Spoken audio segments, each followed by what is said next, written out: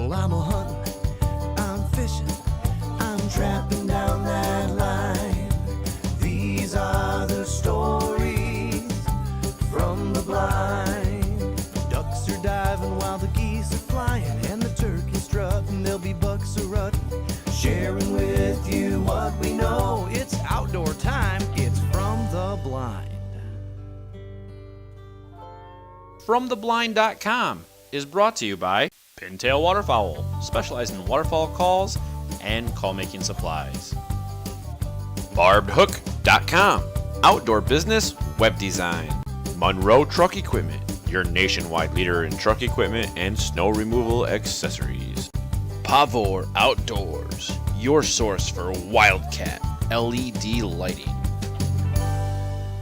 And also, R&R Outdoor Products, makers of the Turkey Slinger. Hi there, I'm Bill Hoffman with FromTheBlind.com. Here today in Fenton, Michigan at Sunrise Taxidermy with owner and taxidermist Jerry Jackson. We're going to talk to Jerry about some of his mounts and some cool taxidermy stories, and then he's actually going to show us how to hydro dip some European mounts. And these aren't the traditional European mounts, there's something really cool about them. Hi Jerry. Hey, So how long have you been doing taxidermy? I've been doing taxidermy for over 20 years now.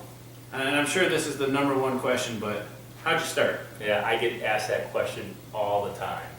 And I got into hunting at a very young age, and everything that I took, I wanted to get it mounted. And as you know, taxidermy is not an inexpensive thing to have done. So I decided, well, if I'm going to keep hunting and have things mounted, I either got to get a better job or I have to learn how to do it myself. And so I ended up going to school for it in Wisconsin at the American Institute of Taxidermy.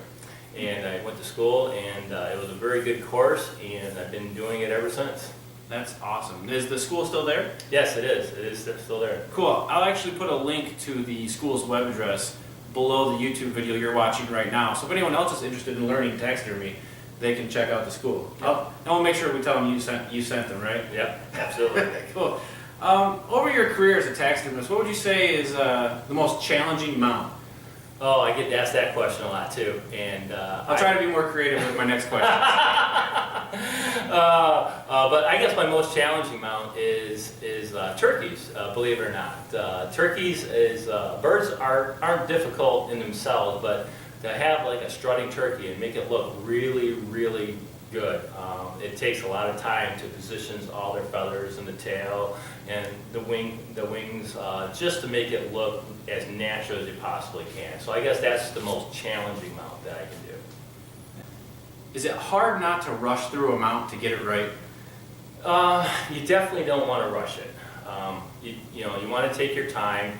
I kind of tell people that there's taxidermists out there and there's wildlife artists out there. Oh, that's a good, that's very good. And so a taxidermist can make a mount look good. A wildlife artist takes it to that next level where they spend a little bit extra time on the eyes, the lips, the nose, the facial expression. You got to get the face correct. If you don't get the face correct, the animal is just not going to look lifelike. It's going to look good, but it's not going to, boom, it's not going to come alive on you. And that's where you have to spend, you can't rush that area. You have to take your time, make sure everything's lining up perfectly, all your skin patterns are laying down nicely to make the mount really pop out.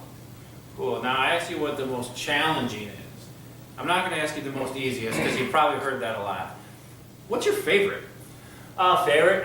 My bread and butter, is whitetails. Here in Michigan, I just get a ton of whitetails to do, and I think they turn out very, very nice. It's my number one most mount that I mount, and they're just something about a Michigan whitetail. Everybody comes and the first thing they go after is like, wow, that's a nice buck. I shot one just like that over here, or something like that. There's always a story. Somebody always has a story in Michigan. If you're a hunter, you have a story about a whitetail hunt here in Michigan. So those are the ones that I really like to do. Very cool. Jerry's been nice enough to walk us around his showroom and his shop here at Sunrise. And I can tell you what, this man is a wildlife artist. His stuff is amazing. I'm going to take the camera and show you around the shop here, some of the mounts and stuff. And then we're going to go into the workshop and actually camo dip a skull. Also, Jerry is been very, very generous here as far as giving us his time and his knowledge. He's also going to be a little bit more generous. If you get a mount done here at Sunrise Taxidermy, and you mention From the Blind, he's going to give you special pricing. He's going to hook you up. Just make sure you tell him FromTheBlind.com sent him. Jerry, beautiful stuff, and thank you. Thank you, appreciate it. It's been fun. Today we're going to be dipping a European mount, and this is actually a reproduction European mount by Mountain Mike's Reproductions. It's a pretty decent new product that's out there, and what you can do is you can take your antlers, either sheds or a set of antlers that you've taken, harvested, and you can actually take them off the skull plate and then screw them on here and then have a very inexpensive European mount. And a customer brought me a set of antlers, and they also want a camel pattern on it. And what I'm going to do today is I'm going to put a pattern on this reproduction skull. First thing I do is, this is my pattern. This is called God's Country Snow Camel. It's a really popular pattern that I dip for customers. It goes very well. And we'll just tape off the section here and get ready for a piece to go into the tank. Dactyl knife here.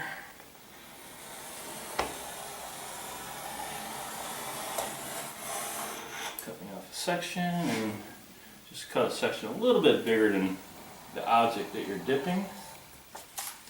And this will work.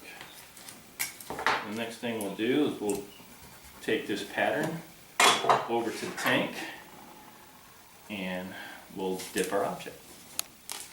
So what we're going to do now is I'm going to take my pattern and I'm going to lay my pattern into our water, thus the name hydrographics, and it's going to soak in the water for 1 minute. And then I'm going to hit it with an activator, and what the activator is going to do, it's going to turn the pattern, or turn the film back into basically paint. And then that paint's going to adhere to our object. So that's going to soak in there for 60 seconds. As soon as my timer goes off, we're going to hit it with an activator, and then we'll dip our object, which is our European skull.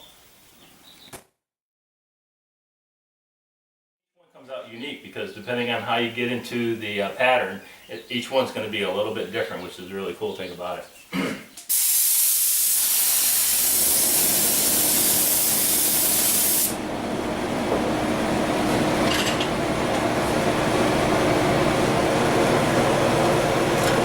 Now you can see how the pattern is kind of glassed over. It tells us that the activator has done its job and it's ready for camo. And you just kind of pick a good area where you want the pattern to go on, and you go in.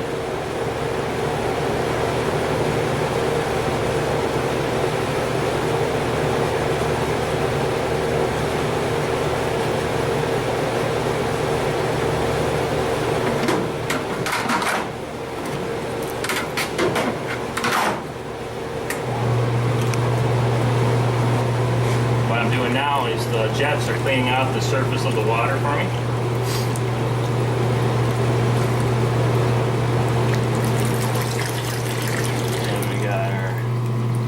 Cameled European mount. Turned out really good. I don't see any problems with it at all.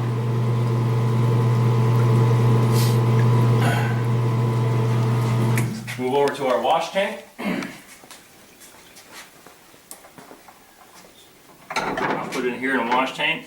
And what we'll do now is I'll turn on the water and we'll rinse the European skull for about 5 minutes, because the film puts kind of a gel on the surface, and you got to make sure you get that gel off while it's still wet, or your clear coat won't adhere to the paint. So we're going to wash this off for about 5 minutes, and that'll be it.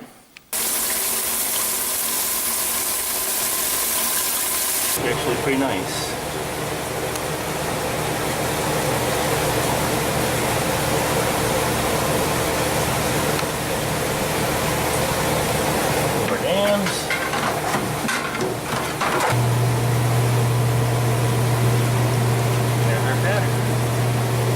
pretty cool. Got a good dip on that. Nice coverage all the way around, no voids. It was a good dip.